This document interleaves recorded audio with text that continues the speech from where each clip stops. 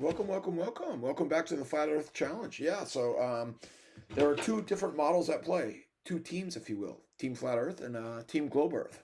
And I think a lot of people are having problems with the models. So the model for the globe is that the Earth is a sphere at 26.6 degrees.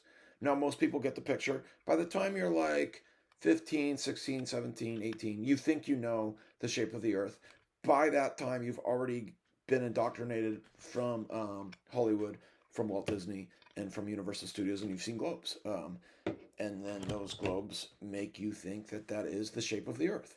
And then there's a bunch of people that question that model and think that that model is not true.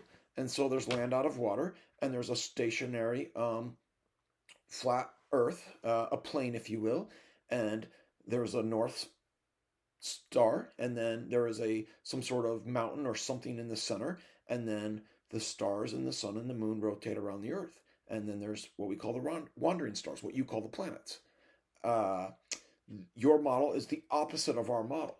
So in 1492, a bunch of Jesuit priests came up with a model that was different. It was called heliocentrism. Geocentrism was the center of existence, and then heliocentrism is a sun-centered existence, and then it puts the Earth in existence itself in outer space. Our outer space is outside of our what we call out of our lands, out of our ice wall.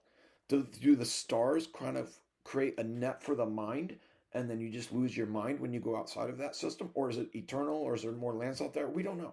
There's a lot of answers we don't know, but there are two distinct, different models, worldviews, if you will.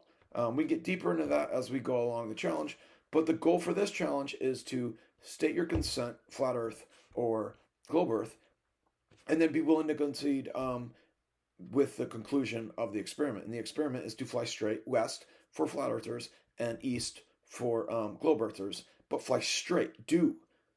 So we're going for flat earthers, we're going off the Gleason map.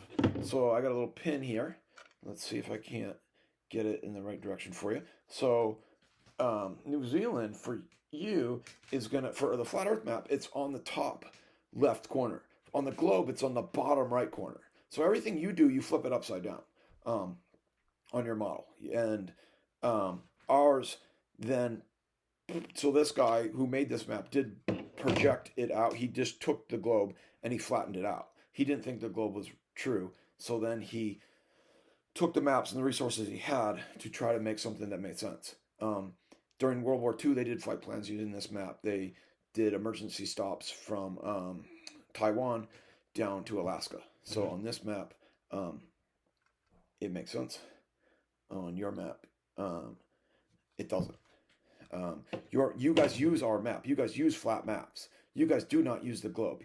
When you use your phone to navigate, it doesn't. There's not a globe that pops up on your screen and then you can navigate. The Coriolis effect, which says the Earth is spinning at 1,000 miles an hour, so you need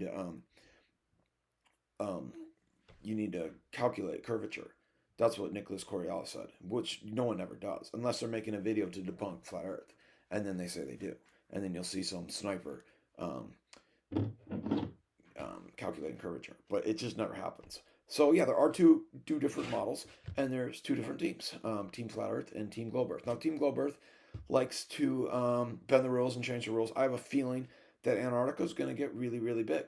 So we need to decide how big Antarctica is right now and where it is in position to New Zealand, because we are not flying south. We are flying straight.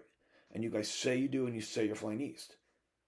And you are flying your east, but we're going to fly our east, which is west. We're going to fly straight. We're not hooking in. We're not hooking left. We're not hooking right. We are flying straight. The plane will go up in the air, and it will go from ChristChurch, and it will go to the water, which is on the coast, and then we are flying straight. We are not going left, and we are not going right. We are not going up, and we are not going down.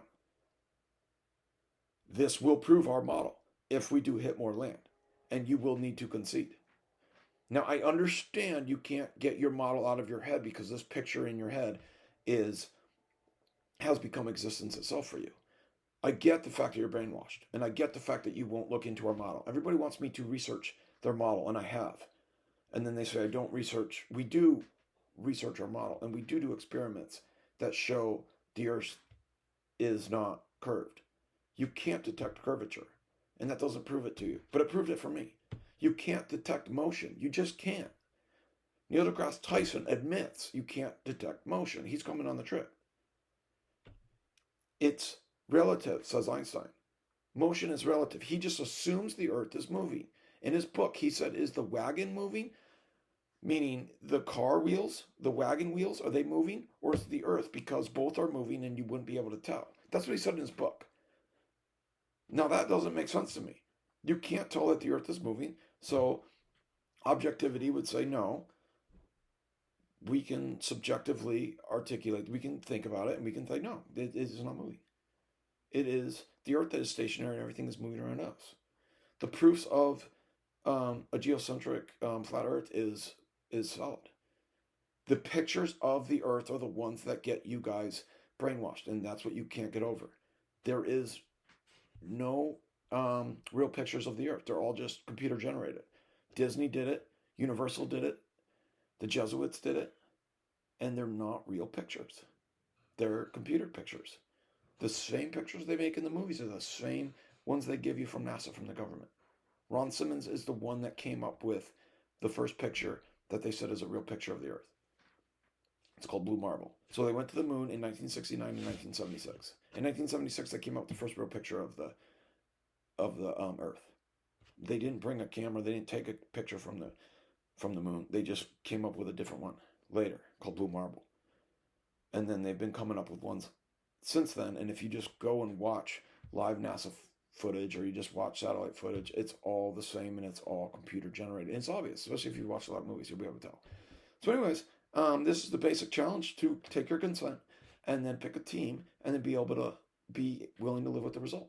So we're going to fly west for flat earthers, and we're going to fly east on your globe, and we're going to fly towards Chile and Argentina on your globe, and we're going to fly towards off the map for the flat earthers, and we are going to decide this once and for all.